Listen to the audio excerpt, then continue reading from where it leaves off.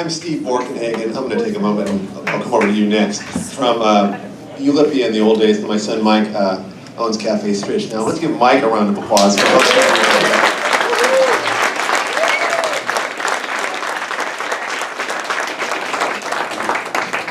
Harry really loved this place. He loved Ulipia, he loved Stritch, and he loved us. Hearing Mike Tansey talk, though, reminded me that I feel like there are just a few things that Harry really liked to tell, these stories he liked to tell, and a number of them have already come up today, but not all of them. And especially as Harry got older, and Taryn and I used to go have dinner with Lynn and Harry all the time. And as like all of us, as we get older, we realize we have like 4 stories, right? So you just tell the same 4 stories over and over again. Well, you know, maybe Harry had 20 stories, but we heard them all a lot of times.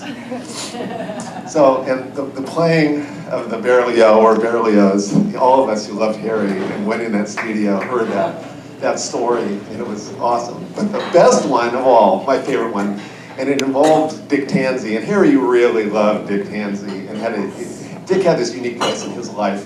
And some of us, like when I was in college, one of Mike's brothers was one of my best buddies, and we used to get to listen to Dick Tansey hold court at his house, and he just was this sort of larger-than-life character. But so Harry got this twinkle in his eye, and I heard him tell this story 25 times, 100 times, I don't know. And he said, so Dick was about to give this lecture. So when he had a lecture, there was a glass of water next to the lectern, and so it was one of these large rooms with, I don't know, 300 students or whatever, and so there's this big glass of water. And so Harry sneaks his way and he fills the glass with gin instead of water.